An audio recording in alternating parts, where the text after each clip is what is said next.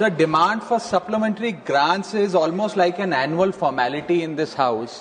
एक औपचारिकता रहती है, and particularly because this is a money bill and Rajya Sabha's approval is not required for a money bill.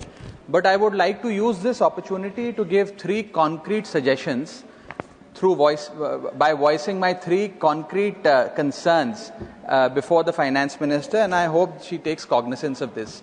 So the first is that investment in India is highly taxed. हमने देखा पिछले कुछ वर्षों में कि ग्लोबल कैपिटल बहुत volatile है, जिसके चलते जैन 2025 इसी साल का जनवरी 2025 से लेकर दिसंबर 2025 के दूसरे हफ्ते तक 1,60,000 करोड़ रुपए फॉरेन पोर्टफोलियो इन्वेस्टर ने भारत की इंडियन इक्विटी से विड्रॉ कर लिए। जब ये विड्रॉ किया गया उस समय डोमेस्टिक इंस्टीट्यूशनल इन्वेस्टर और डोमेस्टिक इन्वेस्टर्स भारत के स्टॉक मार्केट की रक्षा करने के लिए आगे बढ़े, और इसी पीरियड में डोमेस्टिक इन्वेस्टर ने 7 लाख करोड़ रुपए भारत की इंडियन इक्विटीज में इन्वेस्ट किया।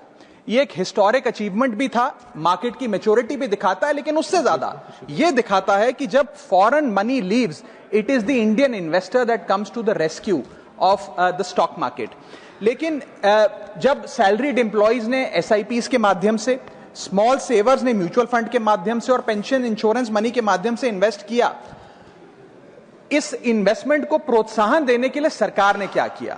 आज एक ऐसी टैक्सेशन रिजीम बन गई है जिसके अंदर कैपिटल गेन टैक्स बहुत हाई है, इंडेक्सेशन का बेनिफिट इन्वेस्टर को मिलता नहीं है, सरचार्जेस ज्यादा होने की वजह से टैक्स रेट शार्पली इंक्रीज हो चुके हैं, और फ्रीक्वेंट चेंजेस के चलते इन्वेस्टर को सर्टेनिटी नहीं मिलती, और एक व्यवस्था ऐसी बन गई है कि long term investments in this country are being treated as short-term speculation when it comes to taxation. इसे बदलने की जरूरत है.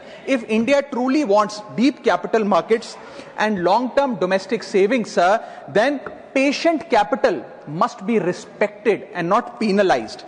Basic principle है sir economics का कि tax consumption if you must, but nurture investments. हमें investment को प्रोत्साहन देना होगा, और ओवर टैक्सिंग ऑफ इन्वेस्टमेंट्स करके हम वेल्थ क्रिएशन को डिसइंसेंटिवाइज कर रहे हैं। सर, मेरा दूसरा पॉइंट यह है कि बैंक सेविंग्स जो हैं, हमने देखा कि भारत का मेहनतकश आदमी, एक मिडिल क्लास आदमी अपनी तमाम सेविंग्स बैंक के सेविंग्स अकाउंट में रखता है या एफडी कराता है। हमने देखा सर कि वित्तीय वर्ष 24-25 में बैंक डिपॉजिट का जो ग्रोथ था वो गिर के मात्र 10% पे आ गया, in comparison to the previous financial year which is 23-24 where it was 13%, यानी कि डिपॉजिट के ग्रोथ में कमी देखी गई।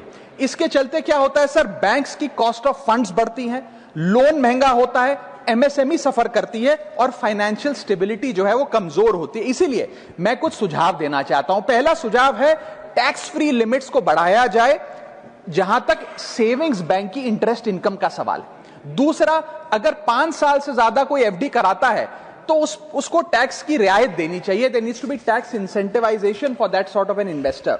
लॉन्ग टर्म कैपिटल गेन्स के अंदर इंडेक्सेशन के बेनिफिट को लेटर एंड इन स्पिरिट में अक्रॉस एसेट क्लासेस लागू करना चाहिए।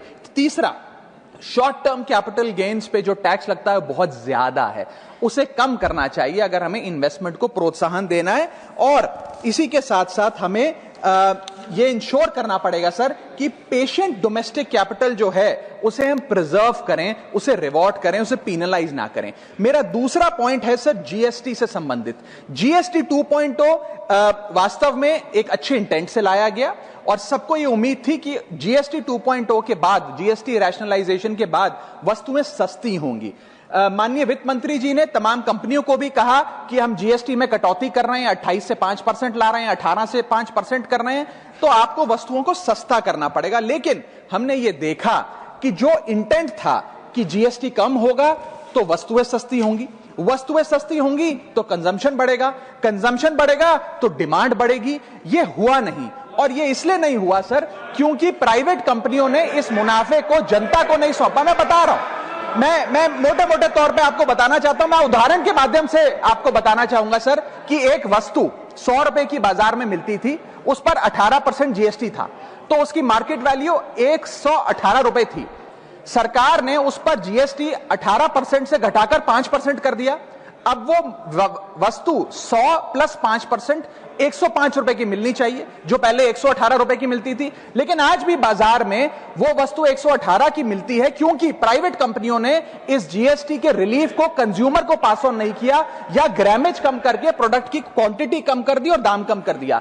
इसीलिए यह जरूरी है कि पास थ्रू का बेनिफिट पूरी तरीके से प्राइवेट कंपनियां जो कंज्यूमर को दें, ताकि जीएसटी की इस रैशनलाइजेशन का कटिंग एज लेवल पे कंज्यूमर को फायदा हो। हमने देखा सर, इंडिपेंडेंट सर्वे बताते हैं, खास तौर पे लोकल सर्कल्स का एक सर्वे, कि एफएमसीजी, फार्मा और पैकेज फूड की इंडस्ट्री के अंदर मात्र 10% कंज्यूमर को फुल जीएसटी का बेनिफिट मिला।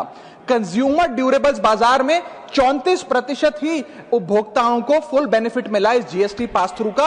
और ऑटोमोबाइल सेक्टर में जो रिलीफ मिला, बताया जा रहा है कि जनवरी 2026 से तमाम ऑटोमोबाइल कंपनियां अपने दाम बढ़ाने जा रही हैं। इसीलिए सर मैं कहना चाहूंगा, tax reform without enforcement will become a transfer of benefit from the citizen to the company। एक हाथ से जीएसटी रिफॉर्म आया, जीएसटी का रेट घटा, लेकिन दूसरे हाथ से अगर प्राइवेट कंपनियां वो बेनिफिट कंज्यूमर तक पहुंचने नहीं देंगी और वस्तु का दाम बढ़ा देंगी, तो एंड कंज्यूमर को कोई फायदा नहीं होगा।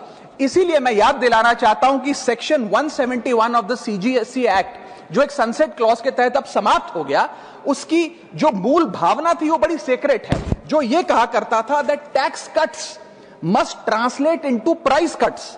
Any benefit in the reduction of tax must be given to the end consumer as a reduction in prices.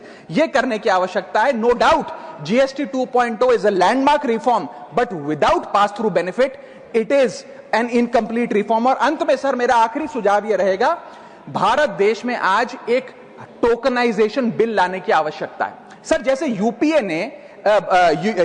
ने डिजिटल पेमेंट्स को एक प्रकार से इंक्लूसिव बना दिया। आज रेडी पटरी वाला, सब्जी वाला, रिक्शा वाला सब यूपीआई के माध्यम से पेमेंट लेते हैं, देते हैं। ठीक उसी तरह इन्वेस्टमेंट और एसेट ओनरशिप को हमें इंक्लूसिव बनाने के लिए टोकनाइजेशन का एक कानून इस देश में लाना पड़ेगा।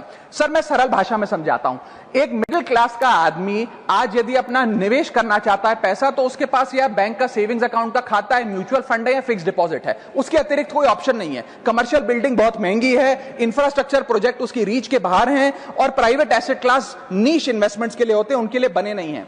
टोकनाइजेशन एक ऐसी फाइनेंशियल रेवोल्यूशन है जो एक बड़े महंगे एसेट को छोटे छोटे डिजिटल टोकन में बांट देगा, और ट्रांसपेरेंटली उसकी खरीद बेच ब्लॉकचेन टेक्नोलॉजी के माध्यम से हो सकती है। Sir asset tokenisation is one of the most transformative technological financial innovations of the 21st century. और मैं बताना चाहूंगा सर कि जैसे एक आम आदमी एक कंपनी का शेयर खरीद के उसमें हिस्सेदारी ले सकता है और उसकी अप्रिसिएशन का, मुनाफा का स्वाद ले सकता है, ठीक वैसे ही एसेट टोकनाइजेशन आने से रियल वर्ल्ड एसेट्स जैसे कि real estate projects, infra projects, commodities, IPR, इन सब को छोटे छोटे डिजिटल टोकन्स में बांट दिया जाएगा, जिसे कोई भी खरीद बेच करके इस ट्रेडेबल टोकन का फायदा ले सकता है और इसके मुनाफे में हिस्सेदार बन सकता है। इसका मतलब यह है कि ये बड़े बड़े एसेट्स सिर्फ करोड़पति अरबपति लोगों के लिए नहीं, बल्कि इन बड़े बड़े एसेट्स को देश का आम आदमी खरीद सकता है और उसकी बड़ी रिटर्न्स का स्वाद ले सकता है। मैं उदाहरण देता हूं सर आज 10 ग्राम सोना भारत में लगभग 1,35,000 रुपए का मिलता है। आप यदि किसी दुकान में जाकर कहिए कि भाई मेरे पास 1,35,000 रुपए तो है नहीं 10 ग्राम सोना खरीदने के लिए, आप मुझे 500 रुपए का सोना दे दो, तो शायद आप 500 रुपए का सोना नहीं खरीद सकते। लेकिन जब से गोल्ड ईटीएफ आया, डिजिटल गोल्ड आया, आप 500 रुपए का गोल्ड खरीद पाएंगे इलेक्ट्रॉनिकली, डिजिटली। ठीक वैसे ही आप एसेट्स को अगर डिजिटाइज करेंगे, इन टोकन्स के माध्यम से आप इन एसेट्स की हिस्सेदारी पा सकते हैं। सर मैं समाप्त कर रहा हूं, मुझे एक मिनट ही लगेगा बस। सर इस टोकन, हाँ मैं समाप्त कर रहा हूं सर इस टोकनाइजेशन से खास तौर पे मिडिल क्लास को क्या फायदा होगा? सबसे पहले बेटर रिटर्न्स मिलेंगी, रिटायरमेंट सिक्योर होगा, निवेश करने में आसानी होगी, और सबसे बड़ी बात इंस्टेंट लिक्विडिटी मिलेगी इन ट्रेडिशनली इनलिक्विड एसेट्स। आपको कोई ब्रोकर की फीस, कोई रजिस्ट्री का झंझट, प्रॉपर्टी डीलर का झंझट नहीं, आप खरीद बेच आराम से कर सकते हैं। और इसी के साथ साथ ट्रांजैक्शन कॉस्ट घटेगी, इंटरमीडियरीज की कॉस्ट घटेगी। सर, दुनिया भर में जो मजबूत मैच्योर अर्थव्यवस्थाएं हैं उन्होंने इस एसेट टोकनाइजेशन के कॉन्सेप्ट को रिकॉग्नाइज किया। यूएसए ने, एसईसी ने अपनी सिक्योरिटीज एक्ट में इस टोकनाइजेशन के कॉन्सेप्ट को शामिल किया। सिंगापुर ने प्रोजेक्ट गार्जियन का नाम से एक प्रोजेक्ट लाकर इसको लीगलाइज किया। यूरोपियन यूनियन ने markets in crypto asset regulation का एक कानून लाकर इसे रेगुलराइज किया। और यूएई ने सबसे बड़ा काम करते हुए एक अलग अथॉरिटी बना दी, वारा, वर्चुअल एसेट रेगुलेटरी अथॉरिटी, जो इस प्रकार के एसेट टोकनाइजेशन पे काम करती है। Sir, Indians have more cultural affinity to real estate and precious metals like gold, silver etcetera, because 70 to 80% of our household assets are stored in these asset classes. Therefore, tokenization will directly address their preference by enabling fractional ownership of these assets using blockchain technology. अंत में मैं बस इतना कहना चाहूंगा sir कि India को अपनी एसेट टोकनाइजेशन की एक bespoke legislation की जरूरत है और एक रेगुलेटरी सैंडबॉक्स की जरूरत है। इसके चलते इन्वेस्टमेंट और ओनरशिप कॉमन मैन के लिए, आम आदमी के लिए सही मायने में इंक्लूसिव बनेगी। और अगर भारत में रेगुलेटरी क्लैरिटी आ जाती है एसेट टोकनाइजेशन कानून के माध्यम से, तो global capital Singapore, UAE, Hong Kong और यूएस जाने की बजाय भारत में आएगी और भारत में निवेश होगा। So there is an urgent need for an asset tokenization bill in this country. Thank you sir.